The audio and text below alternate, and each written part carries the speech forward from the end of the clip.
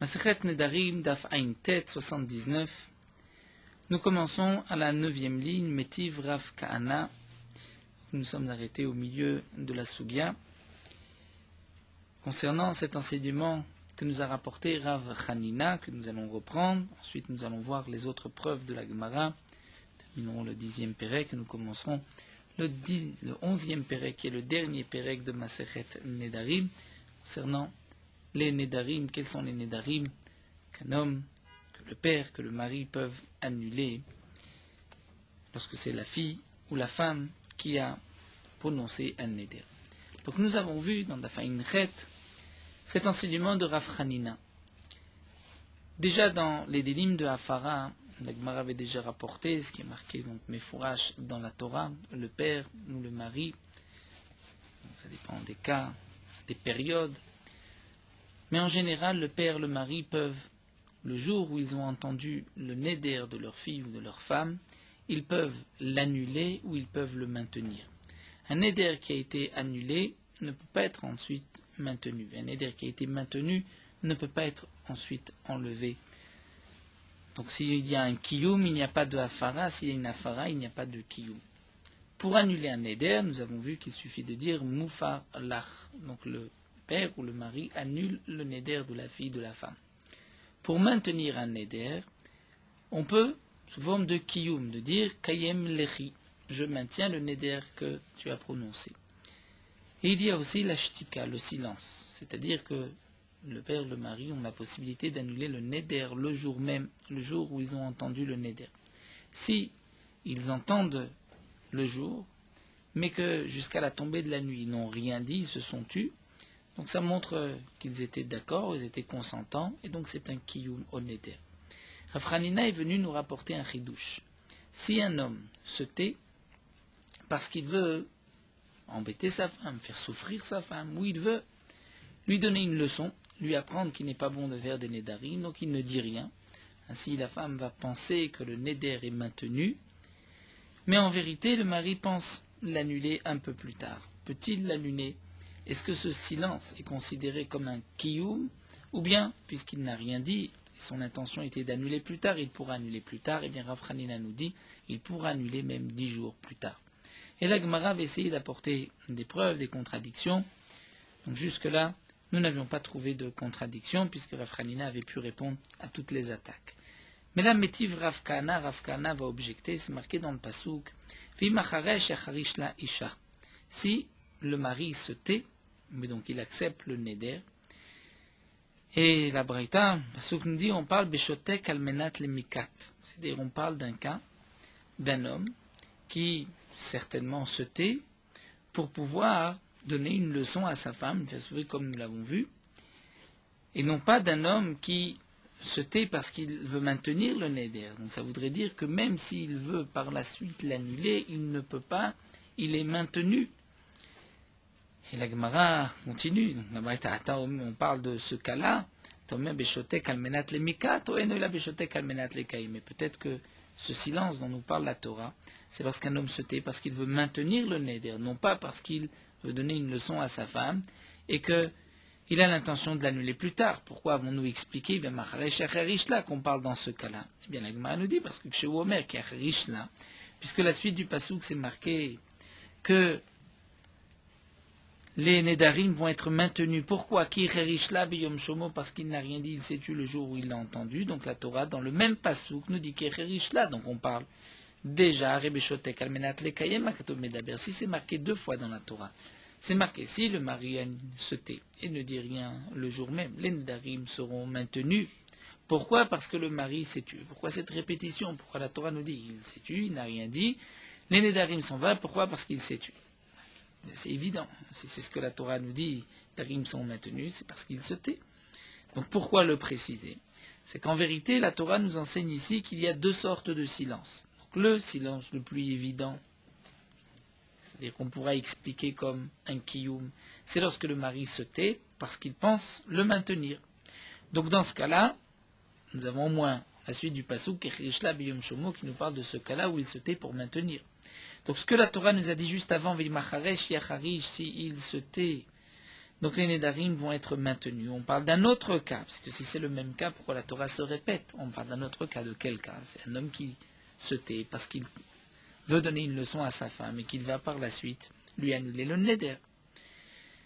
Donc c'est ce que l'Agma nous dit, puisque c'est marqué après Kirchlar, Daber. Donc que signifie Aman, comment vais-je expliquer le début du passage si le mari se tait? Eh bien c'est Beshotek Almenat Lemekat Akatum Medaber. On parle d'un homme qui se tait parce qu'il veut donner une leçon à sa femme, il veut maintenir le Neder. Donc Tiyufta, nous avons une question ici sur Rav Hanina, une contradiction à Rav Hanina, puisque nous voyons de là que même dans ce cas-là, le mari fait donc un kiyum, il maintient le neder puisqu'il se tait, peu importe la raison de son silence. Seulement la Gemara pose juste une question, elle dit, c'est vrai que dans le pasuk nous avons une répétition. Donc nous allons expliquer la répétition, qu'il y a un cas où il se tait parce qu'il veut le maintenir, et un autre cas, il se tait dans l'intention de l'annuler plus tard, mais malgré tout ce n'est pas valable. Mais il y a encore une autre possibilité, comme la Gemara l'avait rapporté plus haut, c'est d'un homme qui se tait stam, c'est-à-dire il ne sait pas encore, il n'a pas décidé ce qu'il va maintenir, est-ce qu'il va l'annuler. Donc, lorsque nous avons deux psukim, on devrait dire Velokim ha beshotek almenat lekayem ha beshotek stam. On devrait dire, puisque nous avons deux psukim, qu'un pasuk c'est lorsqu'il se tait parce qu'il pense le maintenir, et un autre c'est lorsqu'il se tait parce qu'il n'a pas encore décider qu'est-ce qu'il va faire, est-ce qu'il va être Mekayem ou est-ce qu'il va l'annuler par la suite. Donc juste, il se tait un silence stam, sans raison particulière. Donc là, dans ces deux cas-là, on pourra dire qu'effectivement le neder est maintenu, mais peut-être que dans le cas où il se tait et il pense l'annuler par la suite, peut-être que là, le neder ne sera pas maintenu, qu'il pourra l'annuler. Donc comment se fait-il que nous avons posé ici une question contre Rav Hanina et l'Agma répond Kraeg etere ktive. En vérité, il y a trois psukim, c'est-à-dire trois formules ou mots en plus dans le même pasuk, puisqu'il y a un double langage, vim hacharesh yacharish. Vim hacharesh yacharish, c'est-à-dire si se taire, il va se taire. Hacharesh yacharish, un double langage. Et ensuite, qui est là, parce qu'il s'est tué. Donc en vérité, il y a marqué trois fois dans le même pasuk que si le mari se tait, le neder est mekuyam et valable. Donc si nous en avons trois, on va dire que un pasouk c'est lorsqu'il se tait pour le maintenir, donc il le maintient. Deuxième pasouk, même lorsqu'il se tait stam, il n'a pas décidé de le maintenir ni de l'annuler par la suite, là aussi c'est un kiyum. Et troisième cas, le cas de Rav Hanina, que même lorsque il se tait parce qu'il a l'intention de l'annuler par la suite, eh bien c'est considéré comme un kiyum et il ne pourra pas l'annuler donc le lendemain. C'est donc une question contre Rav Hanina, et nous avons donc objecté Rav Hanina. Malgré tout, la Gemara poursuit Métiv Rava avec une autre question, et comme nous explique le Ran, c'est que la Gemara vient nous dire, même si tu arrives à trouver par la suite une réponse à la première question, j'ai de toutes les manières une autre question. Rava nous rapporte la Mishnah, c'est marqué Nadraim Chashecha, Meferlat Shelo Chashecha. Si une femme a fait un neder juste avant la tombée de la nuit, il peut l'annuler, le mari peut l'annuler, jusqu'à la tombée de la nuit, s'il ne peut pas, s'il ne l'annule pas avant la tombée de la nuit, ensuite il ne pourra pas l'annuler. Eh bien, demande la Gemara à Maï. Pourquoi? C'est-à-dire, comme explique le Ran, nous avons vu plus haut que la Gemara avait expliqué que c'était la raison pourquoi on peut annuler un neder. Donc le mari peut faire une hafara du neder de sa femme ou le père du neder de sa fille le jour de Shabbat, parce que, même si ce n'est pas un neder qui concerne Shabbat, mais si on ne l'annule pas aujourd'hui, on ne pourra pas l'annuler par la suite. Et donc là, la Gemara s'étonne. Mais si, en vérité, on va interdire à cet homme-là d'annuler le neder de sa femme, donc il se tait le jour même, ce n'est pas qu'il se tait parce qu'il veut le maintenir, il se tait parce qu'on lui interdit d'être méfer le neder, puisque ça ne concerne pas Shabbat. Mais en vérité, c'est comme si c'est un homme qui ne dit rien pour ensuite annuler le neder, comme les mékat, comme le cas où il veut donner une leçon à sa femme. Et donc, si vraiment Rav Hanina a raison, que lorsqu'un homme se tait sur le moment et son intention est de l'annuler par la suite, il pourra l'annuler par la suite, donc là aussi, comment se fait-il qu'on permet à un homme d'annuler le neder de sa femme pendant Shabbat, même si ça ne concerne pas Shabbat? La raison, nous avons vu, c'est parce que s'il ne l'annule pas aujourd'hui, il ne pourra pas l'annuler demain. Au contraire, s'il ne l'annule pas aujourd'hui parce qu'on lui interdit, c'est comme si c'est les mécats, son intention est d'annuler plus tard, donc son silence ne doit pas être traduit par un kiyum, par le fait qu'il maintienne le neder. En vérité, il veut l'annuler, donc il pourrait l'annuler, donc on ne devrait pas permettre d'annuler un neder Shabbat, puisqu'il pourrait le faire par la suite. C'est ce que la Gemara nous dit. Ama, et pourquoi l'évêque Shotek Natnekat, puisqu'on lui interdit, c'est comme s'il se tait pour donc faire souffrir sa femme, lui donner une leçon, et donc ça devrait être permis de l'annuler par la suite. Donc là aussi, puisque Shabbat on lui interdit d'enlever le neder, en vérité il veut l'enlever, donc il pourrait l'enlever par la suite. Donc pourquoi on lui permet d'annuler le neder? Tioufta, c'est aussi une question contre Rav Hanina. Métiv Ravashi, Ravashi va objecter, va apporter une troisième question. C'est marqué dans la Mishnah, Yodeani Sheyesh Nedarim. Un homme dit, je sais qu'il y a un principe de Nedarim. Dire, je sais ce que c'est un neder. Je sais que ce que ma femme a prononcé, c'est un neder. Avaleni Yodea Shesh Mefiri. Mais je ne savais pas que je pouvais l'annuler. Yafer. Malgré tout, il pourra l'annuler. Et le Ran nous dit, le jour même où le mari a appris, a entendu qu'il peut annuler le neder de sa femme, c'est comme si c'est aujourd'hui qu'il avait entendu le neder, et donc il pourra l'annuler, même si ce n'est pas le jour où il l'a entendu pour la première fois. Pourquoi? Puisque si sa femme a fait un neder dimanche, il l'a entendu dimanche, mais il ne savait pas qu'on peut annuler un neder dimanche. Il ne l'a appris que jeudi, eh bien, la Mishnah nous dit qu'il pourra annuler jeudi. Pourquoi? Parce que c'est son jour de Shmiya, c'est le jour où il a entendu, puisqu'auparavant il ne savait pas qu'il pouvait l'annuler. Mais lorsqu'un homme va dire je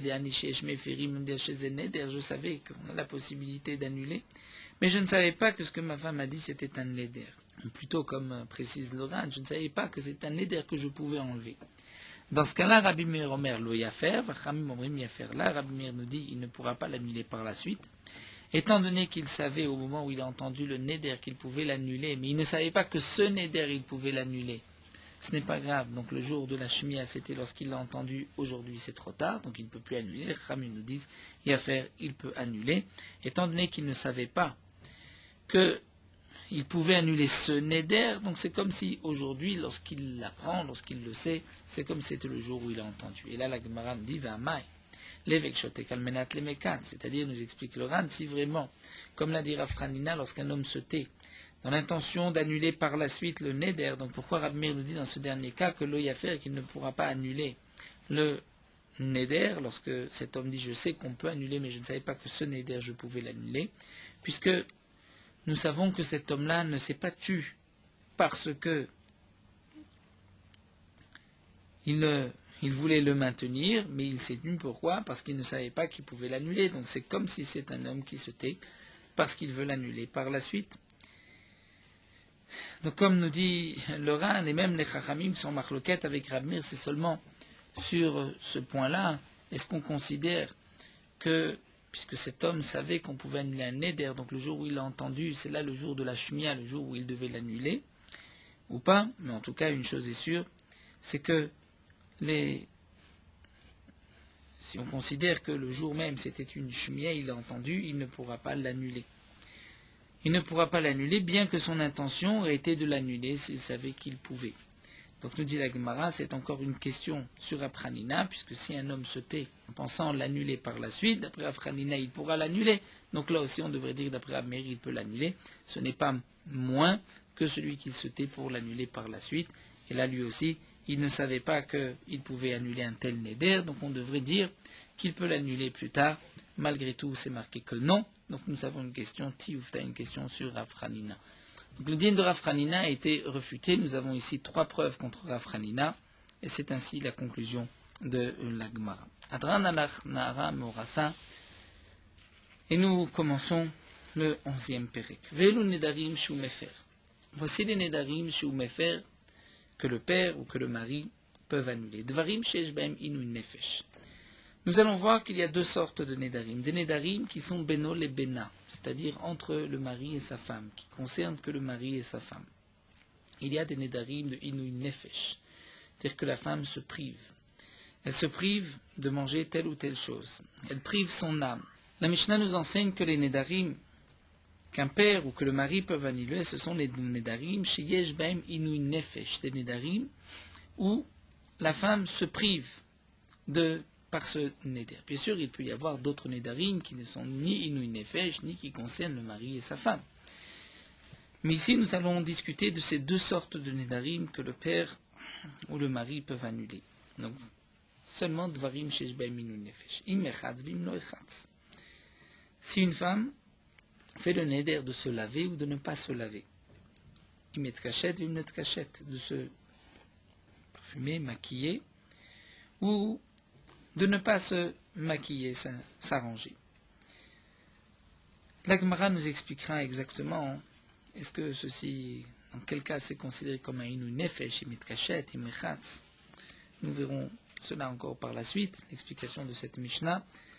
En tout cas, la Mishnah nous enseigne ici quels sont les darim que le père ou que le mari peuvent annuler. C'est varim sheshbem in nefesh, où la femme se prive de quoi que ce soit. Amar Rabbi Yossé dit non. En elu nidrinu nefesh. C'est les darim. Si je vais me laver ou pas, si je vais me maquiller ou pas, ce n'est pas des nidarim in nefesh où une femme se prive. C'est quoi Elouen nidrinu nefesh? C'est lorsqu'une femme va dire Amra konam perot haolam alai. Elle s'interdit sous forme de konam, donc c'est le kinouï de korban, c'est-à-dire c'est interdit pour moi comme un korban, comme un sacrifice. Perot haolam, les fruits du monde. Là, dans ce cas-là, Rezé Yachol l'a à faire. Le mari peut annuler ses nedarim. Pourquoi? Parce que ce sont des nedarim inouï nefesh, elle se prive des fruits du monde. Mais si une femme dit aussi perot medina zoalai, elle s'interdit les fruits de ce pays, mais elle a vu la même dîna acheret, le mari ne peut pas annuler, mais il apportera des fruits d'un autre pays. Perot renvanize alai, si une femme dit je m'interdis les fruits de cet épicier, eno yachol la faire, le mari ne peut pas annuler. Pourquoi? Il peut acheter les fruits d'un autre épicier. Vil maïta parnasato et la mimenu, mais dans le cas où le mari ne se sert que chez cet épicier, ce marchand de légumes, ce primeur, et qu'il a l'habitude d'inscrire, de payer à crédit chez lui, peut-être qu'il ne trouvera pas ailleurs. Donc là, dans ce cas-là, Rezé à faire, le mari pourra annuler si la femme ne veut pas manger des fruits, a fait le neder, ne pas manger des fruits de ce primeur, de ce magasin. Pourquoi?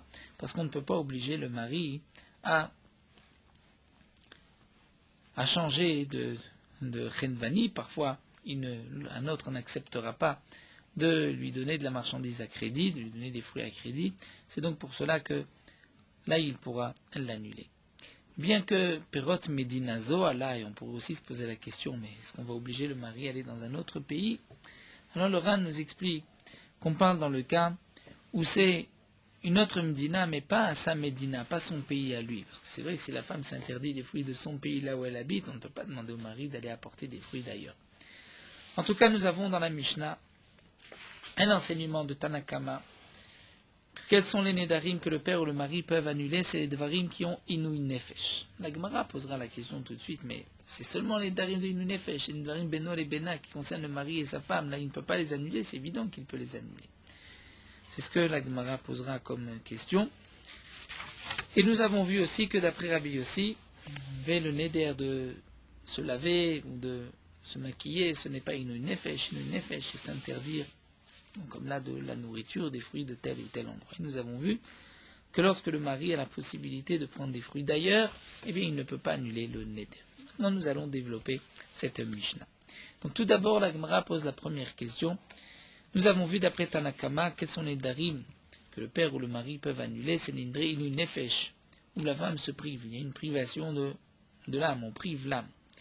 Nidre inu nefesh ou des mefer, shen baim inu nefesh, enu nefem, des mefer, demande la Gemara, mais c'est seulement l'indarim où il y a inu nefesh, c'est-à-dire où elle se prive, c'est ce qui peut annuler, mais si elle ne se prive pas, elle ne peut pas annuler. Vatania, pourtant, nous voyons dans une braïta qu'il y a d'autres nedarim qui ne sont pas inu nefesh, mais qui concernent le mari et sa femme, et que le mari peut annuler. Vatania, benish li ishto benav li bito. Nous avons une braïta qui nous dit, puisque dans le même passouk c'est marqué, voici les lois qu'Akadosh Baruch Hu a ordonnées à Moshe entre un homme et sa femme, entre le père et sa fille.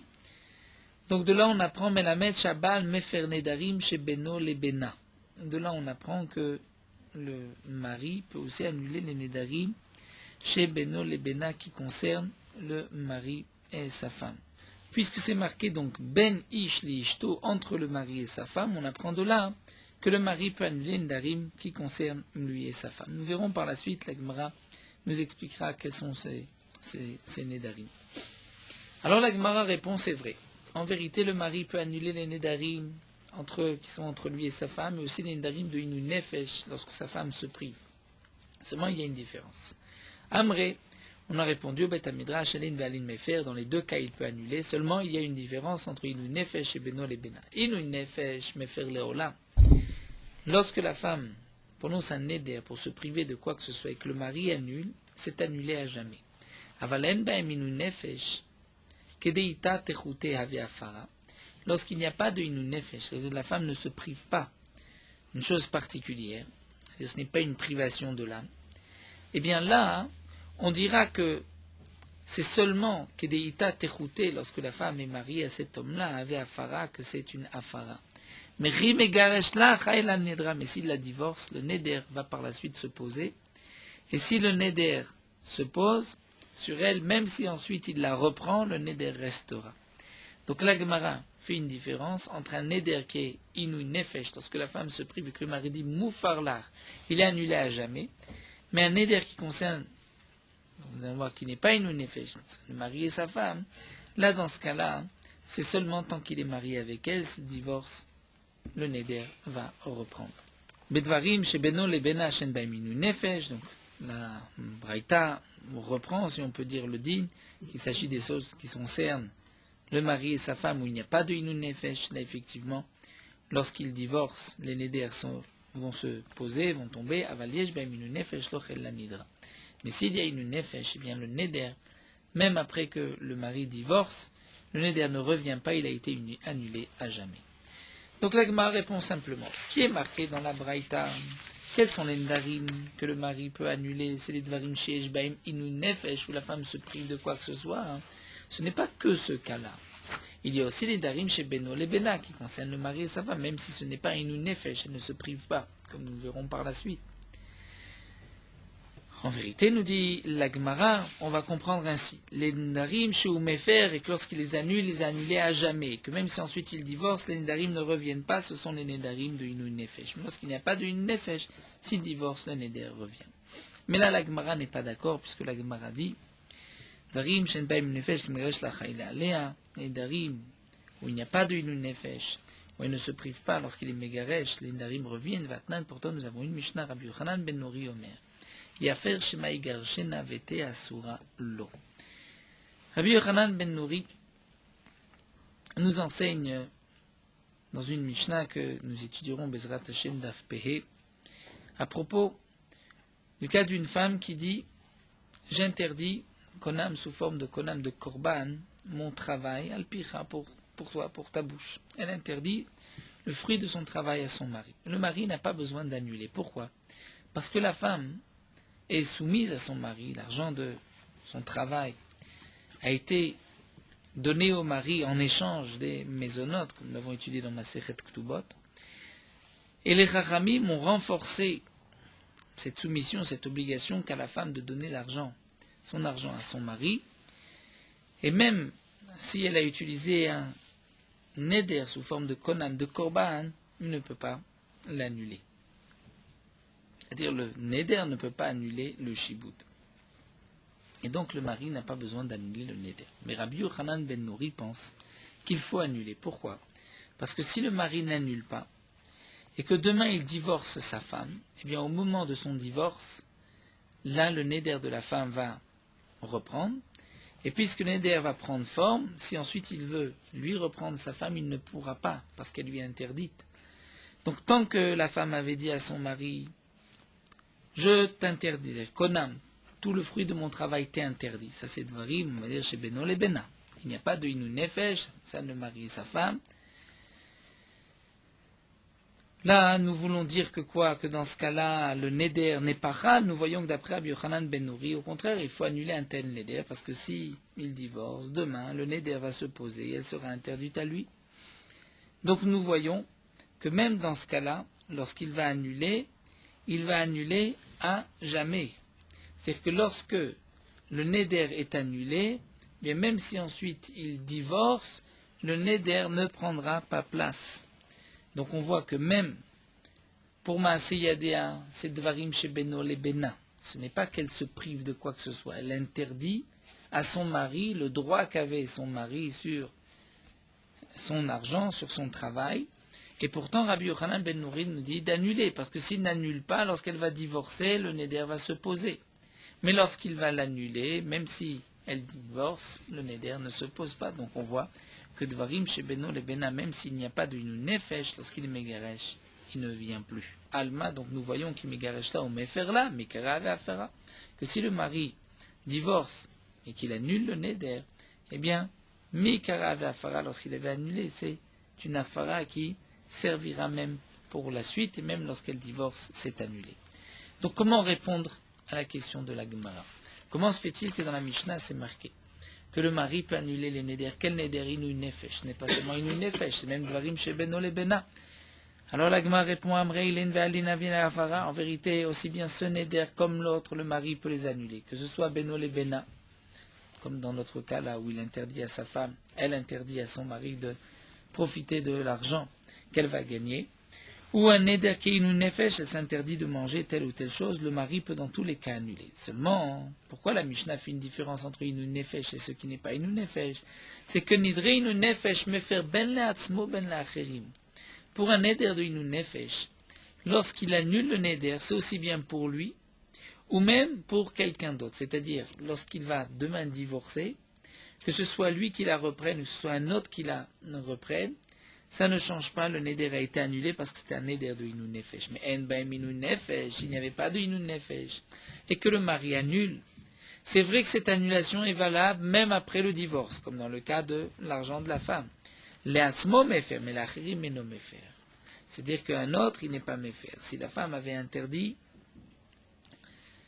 cette interdiction, si elle ne concernait pas juste le mari, mais elle concernait d'autres aussi, eh bien, dans ce cas-là, si la femme divorce, donc le mari la divorce, c'est vrai que par la suite, s'il a déjà fait la hafara, cette hafara est valable même après le divorce si lui la reprend. Mais si c'est un autre qui la reprend, il n'y a pas eu de hafara et le neder reste. Donc voici ce que la Mishnah voulait dire. Pourquoi la Mishnah fait une différence entre tel neder et un autre neder? Le neder où il y a une nefesh où la femme se prive, c'est parce que la Mishnah veut nous parler, voici les nedarim qu'un homme peut annuler pour lui et pour les autres aussi.